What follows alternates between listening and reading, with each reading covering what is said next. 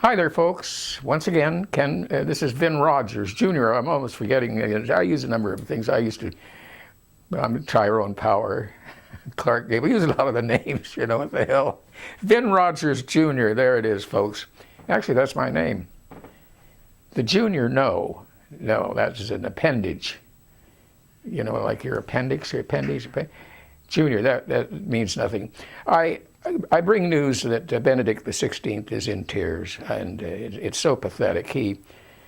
Things are beyond his control. He not alone has this pedophile situation, which is bugging him, which he, of course, he handled it. He was the one that advised the people to lie and cheat in regard to it when he had the opportunity, and now he pays a terrible price. He's got Ireland on his hands. The emerald in the papal crown is now a piece of coal. And problems everywhere. The Vatican Bank has once again become a mafia bank. He's got to deal with that. His valet has kind of turned on him and sold some of the secrets to a investigative reporter, indicating the corruption in the curia of the Vatican, where they're making all kinds of deals, where money is concerned, where there's nepotism and oh God, no accounting for money. There's never any accounting for money in the Catholic Church. They just simply don't do it. I mean, it's too embarrassing. I mean, when everybody's stealing money, you don't want people to know that. How can you raise more if you permit the notion that it is being stolen? So you just simply say it isn't being stolen, even when it is. But they still have a problem with the pedophile thing here in the United States.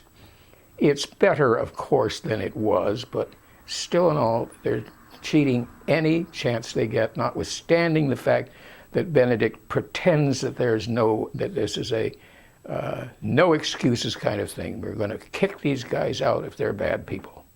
It's all baloney. The bishops in the United States, they met in 2002. They met in Dallas, Texas. And there was almost 500 of them there. They were all seated like little boys in rows, like they were in school or something like that. No sense of collegial thing at all, and it was just a ghastly charade. They came away with the decision that there would be absolutely no tolerance for pedophilia. Just a hint of it, out you go. They didn't mean it then, and they don't mean it now. They simply don't. And the proof of that came on pretty quick. I mean, there was Cardinal George in Chicago.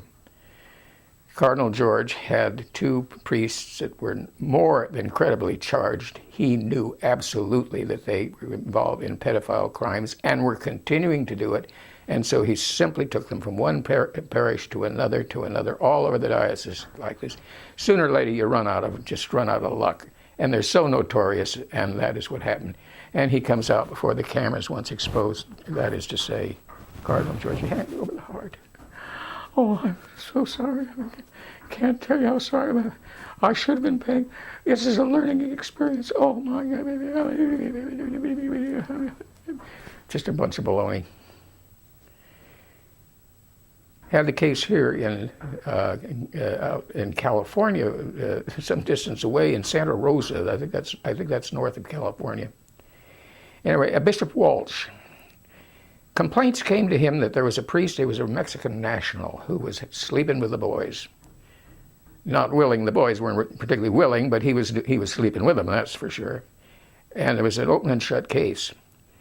So the bishop calls this Mexican national into his office, and they don't even put this in the seal of the confessional so that they could get away with it. No, the priest simply said, it's all true, I've been doing this thing.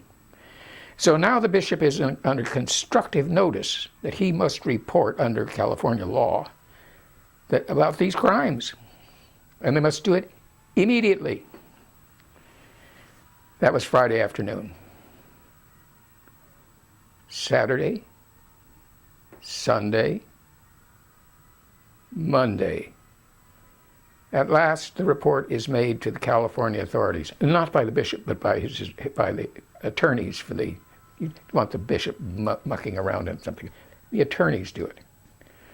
In the meantime, this Mexican national, the priest, has got away to Mexico. absolutely a blatant disregard of the law. They couldn't do anything but prosecute that bishop. They had to do it. It was just prima facie case. The district attorney up in Santa Rosa went, it's such a difficult case. You can't imagine. So many angles. We require so much investigation here. It's Madison versus Marlborough. It's Roe versus Wade. It's Griswold versus Connecticut. It's everything. You can't imagine how difficult.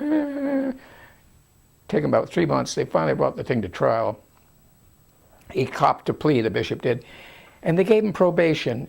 And the probation was this: that he take classes. Are you ready for this? In civic responsibility. A Catholic bishop required to take classes in civic responsibility.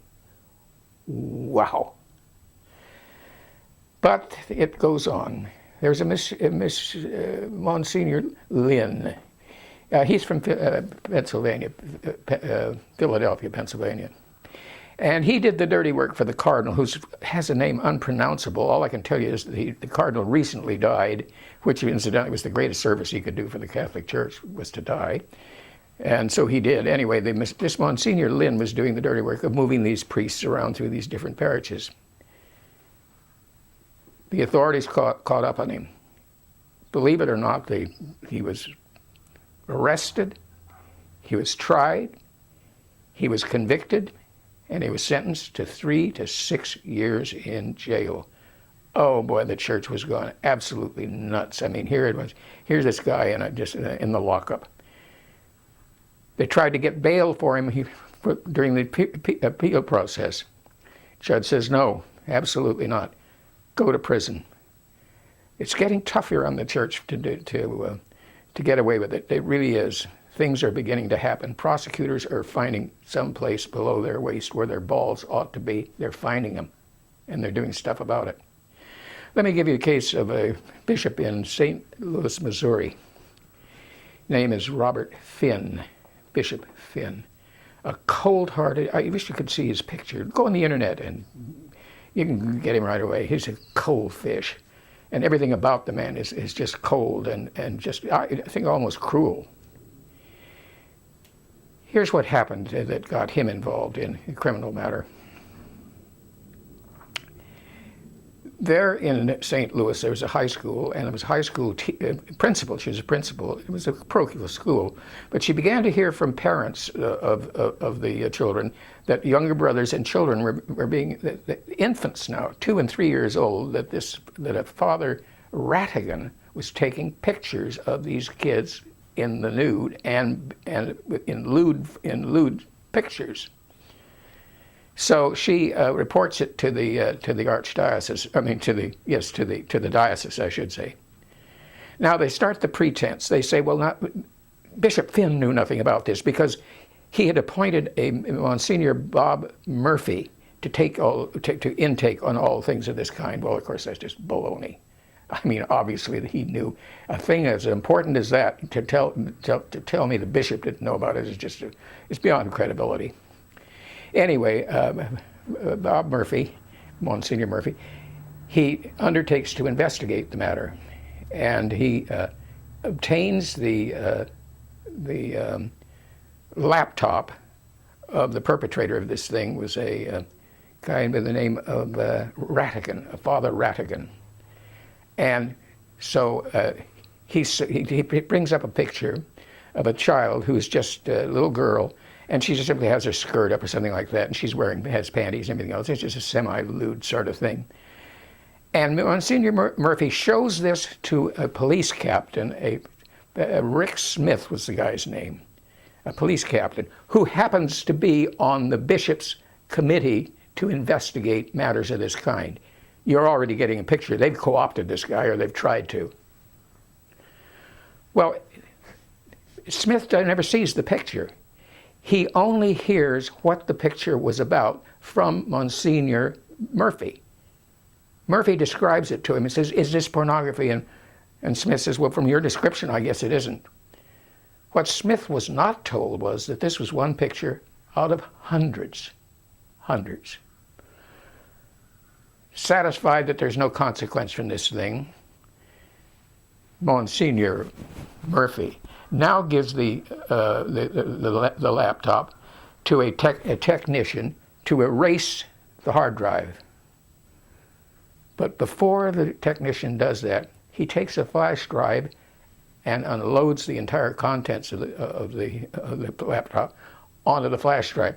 Now he blanks out the hard drive of the laptop, gives it to Father Radican's brother. Father Radican's brother takes that machine and just destroys it. Nobody knows at this point that there is the flash drive. Well, I don't know how it came in possession of the prosecutors, but the point of it is the bishop, that was Mr.